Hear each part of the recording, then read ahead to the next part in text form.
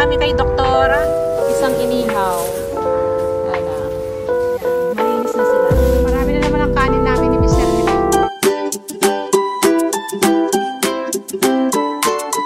Hello kabayan! Always think positive!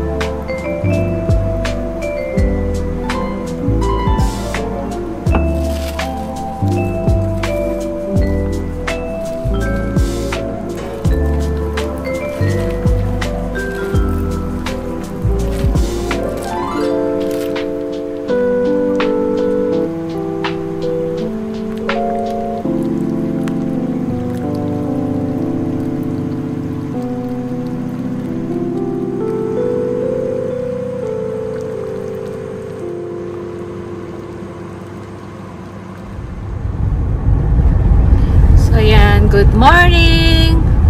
8:36 ng umaga. Ang aga namin nagbiyahe ni Mr. Anong oras tayo malis pa? 7:06 tayo, no? Sa bahay. Pumunta kami kay doktora. Parehas kaming may schedule ni Mr. Nagpa-appointment kami. Check up. Lalo-lalo na ako kasi pinadalan ako ng sulat sa health center dito. Tama ba? Yung dito sa government. Kailangan kong magpa-check ng cervical cancer. Para sa cervical cancer, yon. Tapos meron pa nga isa dahil nga nag 50 years old na tayo, may pinadala sa akin na yung sa cancer, bowel cancer. Bowel screening test. Oo. Kailangan kong gawin yun sa bahay. So, pinakita ko nga kay doktora. So, dapat sa bahay ko gawin yun. 2 days na gano'n. Before. Na-expire yung kit mo. December. Tapos, papadala sa post, no? So, ang ginawa ngayon sa akin ni doktora, yun sa cervical cancer. Ayan. Test. Oo, screen test. Bali, pinap-smear na rin. Pap smear. And then, yung akala ko may UTI ako. Kasi yung sakit nung nakaraan yung puson ko, tapos yung pag umihi ba. Buti na lang na siguro dahil lumipas ng ilang araw na puro cranberry yung ininom ko. Yon. Sinuggest nga ni doktora din ngayon. Sabi ko, umiinom na ako. So more water ako. So yung kahit malayo si doktora, talagang pinupuntahan namin kasi alam mo yun, iba yung mapapaliwanag mo lahat. Si Mr. naman may prescription na siya para sa kanyang general test, sa kanyang blood test yearly. Ako complete, next year pa daw. Next year pa yung general blood test ko. So sana okay lahat ang results kapag namin ginawa. Sabay kami ni Mr. siguro dun sa bowel cancer na pa pag yung test. So yan, punta tayo sa isdaan. Bago kami uwi, punta muna kami sa bilihan ng isda. Kasi nga, kailangan mag-isda na lang muna tayo ngayong Holy Week. So, ayan. Saturday ngayon smooth naman yung biyahe. Mabilis lang. So yan, sige mamaya. Ito tayo sa isdaan. Dami mga nagpa-coffee, no? Mga nagpa-coffee. Sana may bangus. Oh. Uy, may crab. Sa Amigo. Amigo, good morning. Parang gusto kong tilapia. Ayun, bangus pa. Bangus tsaka tilapia. Gusto kong mag-try ng tilapia. Dalawang plastic. Plastic. Ay, mga isda nila. Ay, pompano pa. Ito ka rin pompano. Plastic. You know. Tapos may crab din sila rito. Ito, oh. Crabs. Sardinas. Bangus.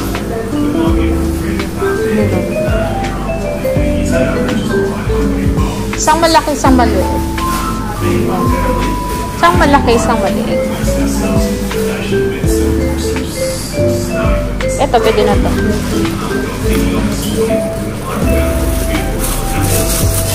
Puro isda tayo ngayon. Ito. Anong linis ko? Isang inihaw. Tapos hello po. Tapos yung tilapia. Yeah.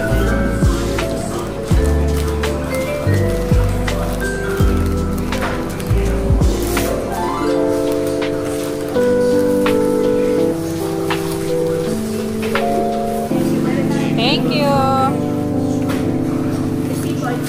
Sige. Spudget. Ano ba yung bibili natin? Uling? Meron dito? No. Meron dito. Charcoal. Ayan, o. $2 for $3. So, saan? Kuha kami ng mais ni Mr. Ayan na. Okay, ito. Ayan, o. Kuha ka. 2 for 5. Ay, mura. Saan na lang? Marami. Dito lang kami. So yan, hello. Dito na tayo sa bahay. Mabilis na haul lang to. Pumunta pa kami sa Bunnings kanina. So yan. Ito pala yung nabili natin sa sa Spudshed. So, bumili na ako ng patatas. Tinapay. Si Mr. kumuha na naman ito. Parang Pringles niya. Tapos ito, mura lang ito itong mais. $3, 5 pieces na. Tapos, Indomie. Ayan. Nibo rin. Tsaka, dalawang ito, kinuha ni Mr. Ayan. Nakakana tuna yata ito. Tama naman niya. So, $43 something lang naman yan yung binili namin. Tsaka ito pa pala kasama. Ayan. Ito yung mahal. $21 to eh. Kaya plus mo to. Oh. $22 to. Kaya naging $43 something. So, yun. Lagay natin doon kasi haul natin yung mga binili nating isda.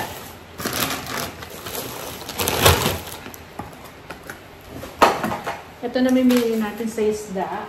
Dun sa Seafood Fresh. Kay Amigo. Ang cashier niya itong baba, yung Pilipina. Yan. So, ito, bumili tayo ng ito lang po squid to. Yan, pusit.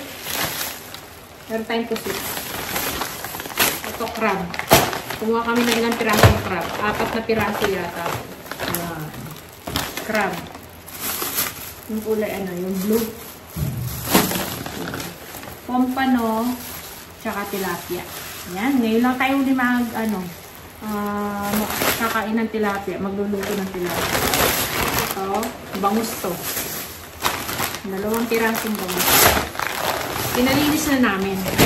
So, yan. Yan, malinis na sila. Yung isa pang ihaw, yung isa, pinakat ko ng 5. Pang pirito yun. So, ngayon, ang ulamin muna daw namin. Tanungin ko si Mr. kung anong gusto niya. Kung tilapia or itong bangus ang inihaw na gagawin namin. So, yun lang yung mga napamili namin. Tapos, sa spadchet, bumili kami ng uling, tsaka yung mga itatanim ni Mr. So, yun lang. Magluluto muna tayo. So, ayan, nalinis na yung ating mga pinamili. Itong lutuin natin, pinirito na lang. Kasi parang na-miss namin yung piniritong tilapia. So, change plan. Itong ating bangus sa susunod na araw na lang, inihaw. So, tama. So, pipritz na lang natin. Tapos, ito pa yung bangus. Lulutuin daw namin sa sinigang na, bayabas. Ayan. Tapos, pompano. Yan, masarap yan sa paksiw. O kaya, pinangat. Ayan. Tapos, ito, sa adobong pusit. Gusto ni ni panganay. Ayan, fridge muna natin. Tapos, magluluto tayo ng crab. 2 piraso siguro. Tapos, iwan natin 2. O, diba? At least, meron na tayong, iluluto ngayong Holy Week. Puro isda. May lomi pa tayo dito. Yung iniluto ko gabi. Dinner namin. Merienda na mamaya yan. So, yan. Ligpit muna tayo. Magluto muna tayo. Si Mr. na nagligpit doon sa mga pinamili ko. Eh, nag-aayos. Sinahanapan niya na lugar. Pa, huwag mo itago yan. Doon na lang. Kasi nag-aano siya ba? Magkakaugat pag nasa madilim. So, ito mais. Pwede na natin merienda din. So, yan. Asikaso muna tayo. Magluto. So, yan. Luto na yung ating mga ulam. Kain na tayo. Kain po tayo. Ayan. O, diba? Yan ang ulam natin ngayong Holy Week. Sarap. Mapaparami na naman ang kanin namin ni Mr. nito.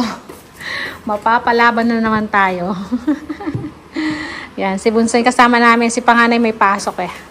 So, yan. Kain tayo. Happy lunch po! So, yan lang muna ang vlog natin ngayon. See ya!